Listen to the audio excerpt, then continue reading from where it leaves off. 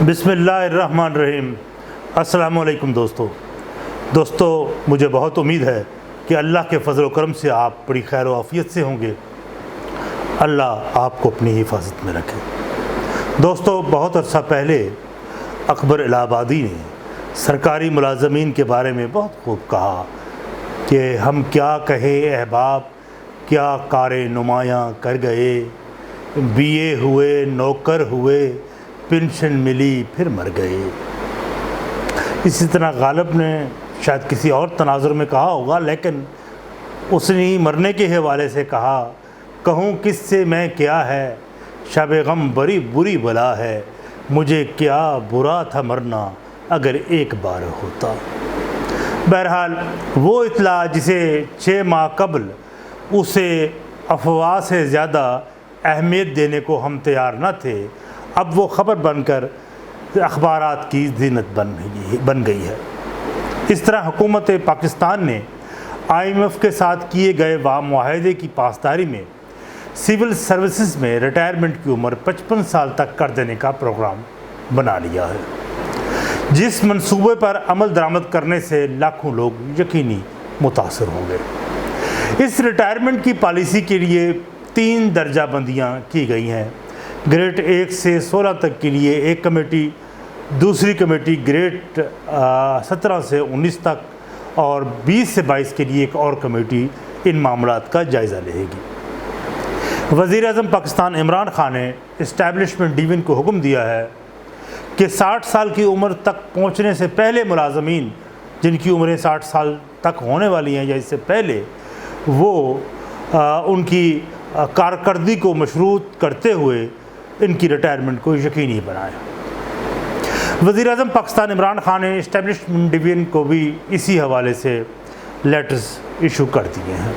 इस तरह बुध के दिन तमाम वजारतों को इस ज़मन में डायरेक्शन दे दी गई है कि वो अपनी वजारतों में तमाम मुलाजमीन की फ़हरिस्तें तैयार करें और यूँ 15 अप्रैल 2020 को रिटायरमेंट रूल्स, जिसे directory retirement services civil services 2020 कहा गया है, के हवाले से सिविल सर्विसेज में ख़ासी तशवीश थी और उससे सरासमगी पैदा हो चुकी है, क्योंकि इन सरकारी मुलाजमीन का मौक़िफ़ है कि कारकर्दगी से मशरूत इस तरह हुकूमत अपनी मर्ज़ी से मुलाजमीन निकाल देगी।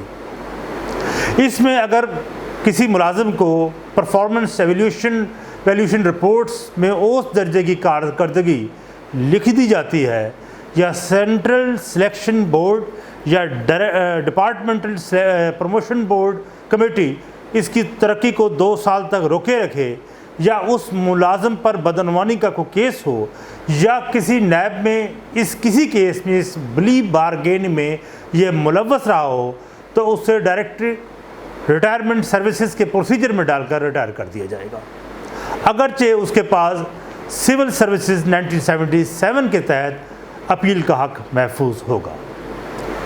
दोस्तों, वैसे अमूमी तौर पर हम देखते हैं जब किसी हुकूमत को एस्टेब्लिशमेंट की हमायत हासिल हो तो सिविल सर्विसेज उनके हाथों की छड़ी और जेब की घड़ी होती है, बल्कि मुनासिब होगा ये कहना कि घड़े की वो मछली होती है कि जब हाथ डाला पकड़ लिया।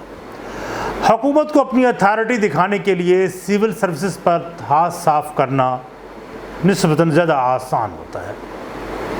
मेरे एक बड़े मेहरबान उस्ताद, बड़े मोतबर शख्सियत राव अब्दुल रशीद मरहूम हुआ करते थे। वो IG पंजाब रहे, IG पुलिस पंजाब रहे।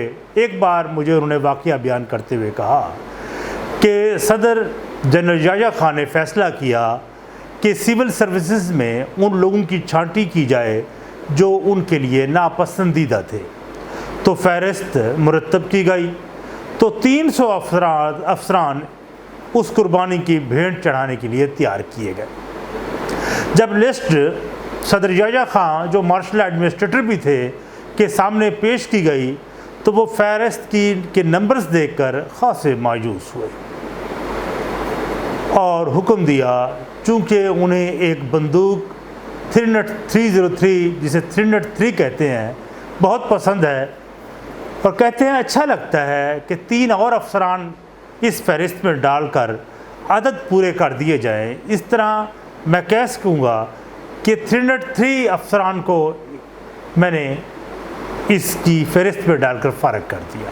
کہنے میں آسانی ہو گئی۔ پھر یوں 3 افسران اور ڈھونڈے گئے، ان کے گلے میں وہ پھندے ڈال کر ان کو بادشاہ صدر پاکستان کی منشا کی بھینٹ چڑھا دیا گیا۔ اسی طرح سابق وزیر اعظم ذوالفقار علی بھٹو مرحوم کو اپنی 11 سالہ سیاسی زندگی میں ان افسران کے چہرے بخوبی یاد تھے جنہوں نے ان سے بے اعتنائی برتی تھی یا عمومی طور پر وہاں ان کی بہتر کارکردگی نظر نہیں آتی تھی۔ تو اس دور میں 1300 افسران کی لسٹ تیار کی گئی، پھر شارٹ لسٹ کر کے 1100 افسران کو نوکریوں سے برخاست کر دیا گیا۔ اس طرح ہر دور میں وہ افسران نئے آنے والوں کے حکمران کے غضب کی بھینٹ چڑھتے رہے، اور ان افسران کا اور وہ دبدبہ اور تاثر جو برطانوی دور حکومت میں تھا بعد میں معدوم ہوتا نظر آ گیا، اور اب تو بالکل نظر ہی نہیں آتا۔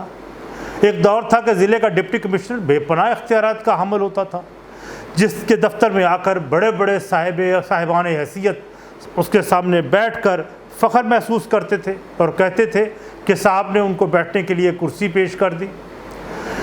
اس کے بارے میں نو آبادیاتی دور کے انڈین سول سروسز کے افسران کی ریٹائرمنٹ کے بعد ان کی بایوگرافی سے ان حالات کی بخوبی علم ہو جاتا ہے، یا آپ کو اگر اتفاق ہو تو شہاب نامہ کو آپ سٹڈی کر لیں، جو سابق بیوروکریٹ تھے قدرت اللہ شہاب، اس نے بہت تفصیل سے اس دور کا ذکر کیا۔ لیکن یہاں اس بار تو معاملہ کچھ اور ہی رنگ پیش کر رہا ہے۔ عمران خان سمیت بہت کچھ اور بھی مہربان حالیہ بیوروکریسی کی مشینری سے مطمئن نہیں کہ وہ ان کے بیجا احکامات کے منو عین عمل کرانے میں پس و پیش سے کام لیتے ہیں۔ اس لیے وہ اپنے تئیں یہ سمجھ بیٹھے ہیں یہ ساری بیوروکریسی پچھلی حکومت یعنی نواز شریف یا پنجاب میں شہباز شریف کے حمایتی ہے، اور خصوصاً 1985 کے بعد کی بھرتی خالصتاً مسلم لیگ نون کے لیے ہمدردی ہی نہیں بلکہ شاید جذباتی وابستگیاں بھی رکھتی ہے۔ اس طرح ان کو نوکریوں سے فارغ کر کے نئی ان پوسٹوں پہ نئی ریکروٹمنٹ کی جائے جو ان کے رہین منت رہے۔ دوسری طرف ایک سینئر بیوروکریٹ نے میری ایک ساتھ ایک نجی ملاقات میں کہا کہ لگتا ہے کہ اس پالیسی سے گریڈ 20 کی اعلیٰ ملازمتوں پر 20 سے اوپر کی اعلیٰ ملازمتوں پر ایک ادارے سے ریٹائر ہونے والے افسران کو کنٹریکٹ پر تعینات کیا جائے گا، اور یوں وہ طبقہ بھی اس حکومت سے خوش ہو جائے گا جس کی بیساکھیوں کو بروئے کار لا کر یہ لوگ اقتدار کی سنگھاٹن تک پہنچے۔ بہرحال اس وقت سول محکمے میں خاصی بے چینی نظر آتی ہے۔ اب دیکھیے اونٹ کس کروٹ بیٹھے گا یہ تو وقت ہی تعین کرے گا۔ لگتا ایسے ہے کہ اونٹ جس کروٹ بھی بیٹھے گا اس کے نیچے سول ملازمین نے ہی آنا ہے۔ دوستو آج کی یہ نشست ہم آج تمام کرتے ہیں۔ بہت سی تشنگیاں اس بات میں ہیں، بہت سی باتیں ابھی کچھ رہ گئی ہیں جسے اگلی نشست کے لیے ہم اٹھا چھوڑتے ہیں۔ تو میں آپ کا شکر گزار ہوں۔ آپ میرے چینلز تلاش حق ود عامر ہاشمی کو سبسکرائب کریں اور بل آئیکن کے بٹن کو بھی پریس کریں تاکہ آپ کو بہتر ویڈیوز اور انفارمیشنز ملتی رہیں۔ بہت شکریہ۔